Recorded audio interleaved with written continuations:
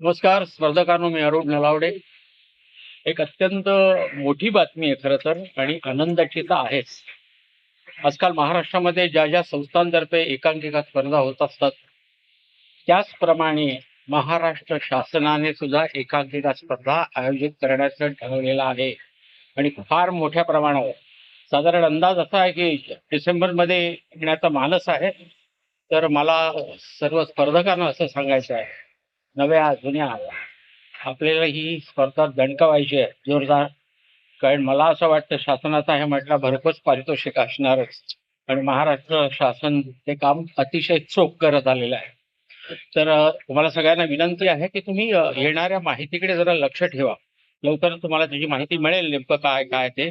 आणि सर्वांनी, अधिकाधिक स्पर्धकांनी त्या स्पर्धेमध्ये, ह्या महोत्सवामध्ये, असं आपण म्हणूया, ही स्पर्धा नाही, हा महोत्सव आहे एक प्रकारचा,